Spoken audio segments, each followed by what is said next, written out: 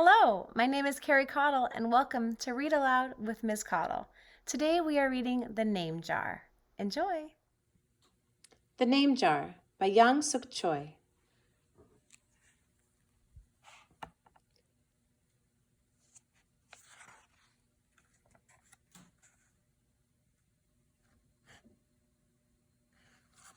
Published by Alfred A. Knopf.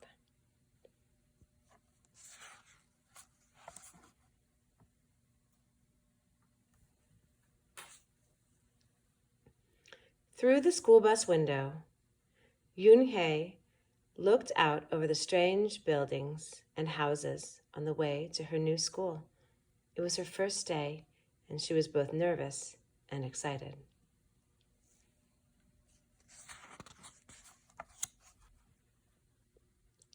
She fingered the little block of wood in her pocket and remembered leaving her grandmother at the airport in Korea.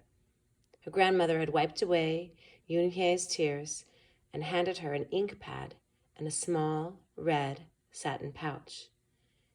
"Your name is inside," she had said. "My name?" Yoon-hye had wondered. Again she took out the red pouch to look at the wooden block with her name carved in it. As she ran her fingers along the grooves and ridges of the Korean characters, she pictured her grandmother's smile.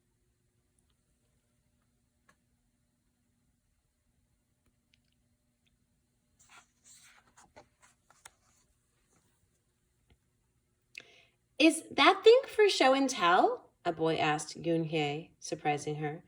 Yoon-hye looked up at more kids leaned over.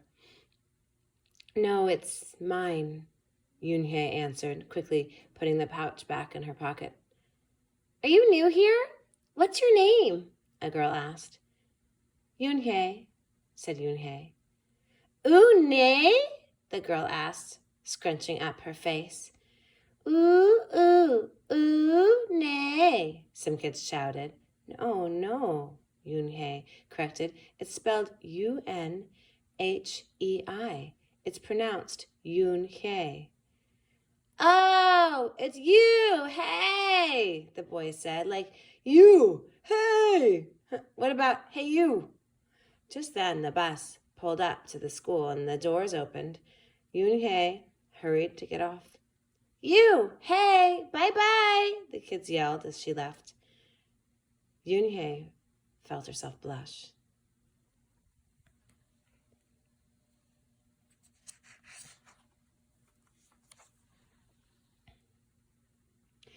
Yoon-hye stood in the doorway of her new and noisy classroom.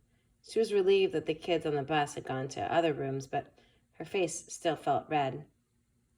"Aren't you going in?" asked a curly-haired boy with lots of dots on his face. "You're the new girl, right?" he asked cheerfully. Yoon-hye nodded, and before she could walk away, the boy took her hand and pulled her through the door.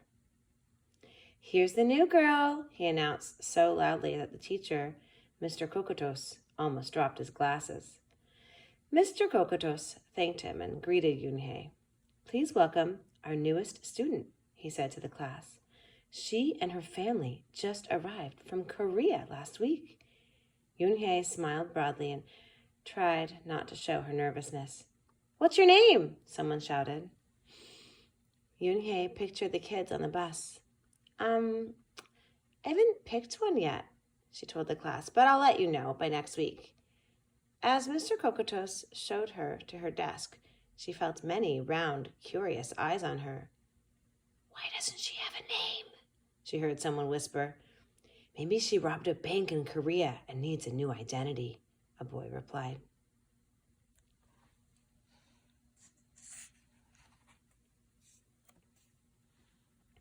On the bus home, nobody teased her, but Yoon-hye kept thinking about her name. "How was school, Yoon-hye?" her mother asked when she walked in. "Did you understand the teacher?" Yoon-hye simply nodded. She unpacked her school bag and set the red pouch by a photograph of her grandma. "I'm glad you're learning English well," her mother said. "You must study hard, behave nicely, get good grades to show that you are a good Korean." "I will," replied Yoon-hye. "But I think I would like my own American name," she said quickly. Her mother looked at her with surprise. Why? Yoonhye is a beautiful name. Your grandma and I went to a name master for it. But it's so hard to pronounce, Yoonhye complained. I don't want to be different from all the American kids. You are different, Yoonhye, her mother said. That's a good thing. Yoonhye just wrinkled her nose.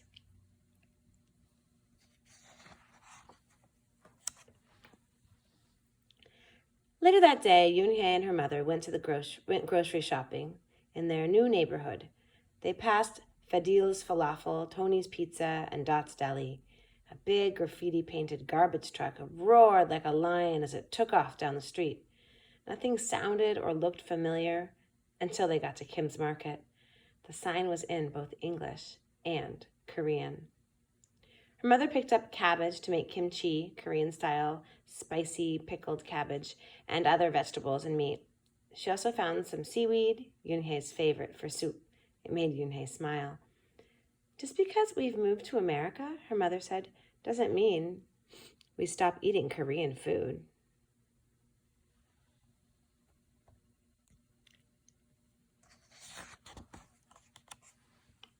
At the checkout counter, a friendly man smiled at Yoonhye.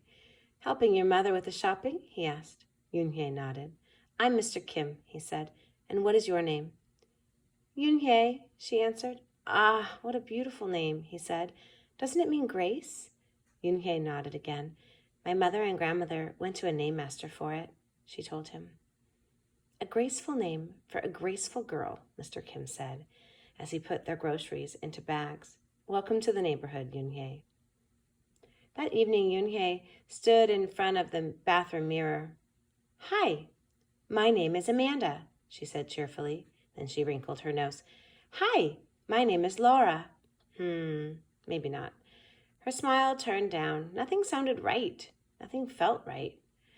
I don't think American kids will like me, she worried as she began to brush her teeth. Hi, my name is Shuji, she said to the mirror with her mouth full of toothpaste.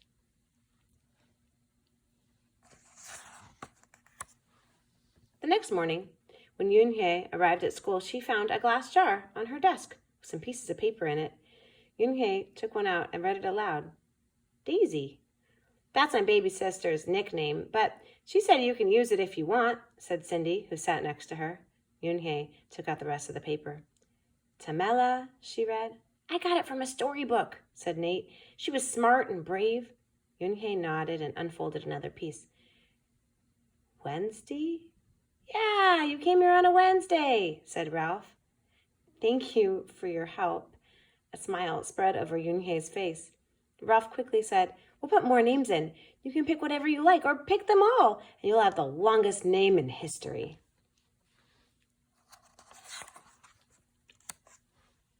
At 3 o'clock, the bell rang for the end of the school day. Yoonhye looked out the window and saw it was sprinkling. It's the same rain, she thought, but in a different place. She watched other kids leaving in groups. Hey, a familiar voice called out to her. Yoonhye turned around to see the curly-haired boy again. I'm Joey, he said. And you? Don't you have any name? Yoonhye thought for a moment. Well, I can show you, she said, and took out the small red pouch. She pressed the wooden block on the ink pad and then stamped it on a piece of paper. This is my name stamp, she said.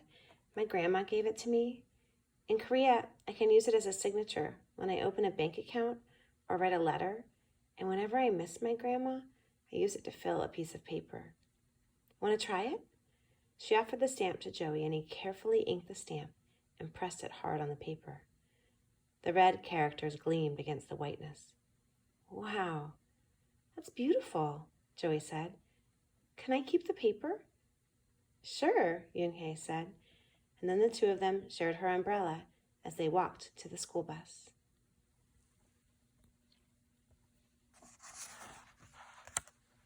Every day, the jar got fuller with more names, and Yoonhye read them all. She found a few names she liked. Miranda, Stella, Avery. They sounded interesting. I hope you choose the name I put in, Marco told her at snack time. I've put in 3 more, said Ralph. Madison, Park, and Lex. They're my favorite street names. Maybe you should close your eyes and draw a name, Rosie suggested. Ralph frowned. That's silly. What if she doesn't like the name she draws? Well, we didn't get to choose our names when we were born, did we? Rosie argued. Everyone thought about this.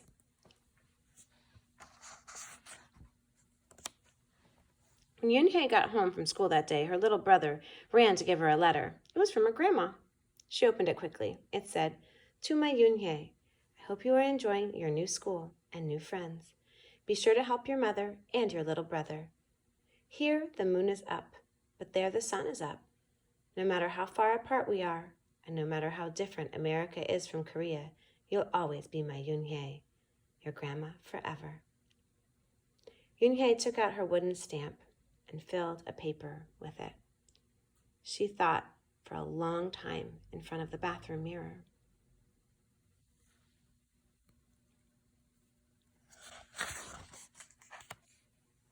On Saturday, Yunhye walked to Mr. Kim's store. Mr. Kim was helping a customer, but he looked up and greeted her. "Hi, Yunhye." "Hello, Mr. Kim," Yunhye replied. She felt as if she was back in her old neighborhood in Korea. "Hey," said the customer, turning around. It was Joey. "Your name is Un-hee?" he asked with his eyes open wide.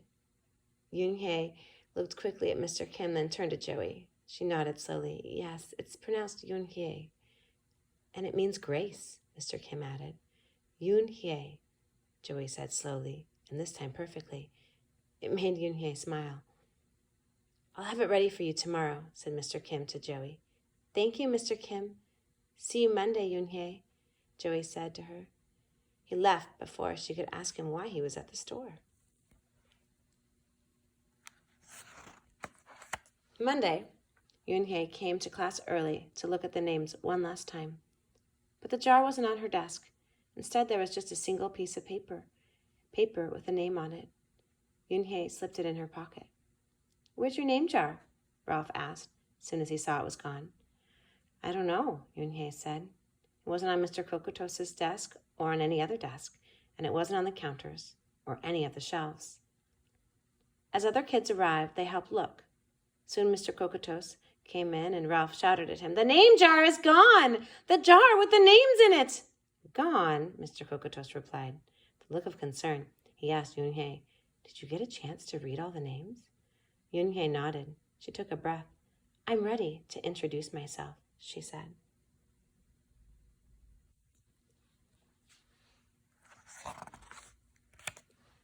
Yunhye wrote her name in both English and Korean on the chalkboard. "I liked the beautiful names and funny names you thought of for me," she told the class, "but I realized that I liked my name best, so I chose it again. Korean names mean something. Yunhye means grace." "Grace! Grace in Hye!" shouted Ralph. Everyone tried to say it. Yunhye, Un-yi, An-hye. Yunhye said her name again slowly and clearly. Soon the kids began to say it better, even Mr. Kokotos. They applauded Yunhye's choice. "I was named for a flower," Rosie whispered to Yunhye. "Lots of American names have meanings, too," Mr. Kokotos reminded everyone. When the class was dismissed, Yunhye heard her new friends say goodbye. "Bye, Yunhye. See you tomorrow." "Goodbye, Yunhye." Yunhye said goodbye and then looked around for Joey, but he was already gone. "Yunhye, Yunhye, come downstairs," Mother called up to Yunhye. "Your friend is here." Yunhye rushed down to see who she meant. There stood Joey, and in his arms was the name jar. "Where did you find it?" asked Yunhye breathlessly. Joey looked embarrassed. Well, I took it, but only because I wanted you to keep your own name, and you did." He reached in and pulled out the names. "Do you want to keep them?" he asked. "Thank you.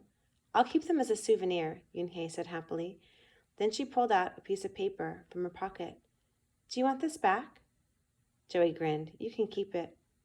I'll return the name jar to the class. Maybe you could put some Korean nicknames in it for us, names with good meanings." "I could do that," agreed Yunhye. "I've already got a Korean nickname," Joey said. "Mr. Kim helped me choose it."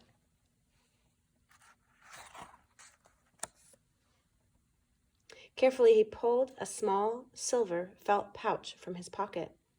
Then he took out a dark wooden stamp with beautiful Korean characters carved sharply into it. He pressed it on the ink pad and then on the piece of paper next to her name. Chinku, read Yunhye. That means friend.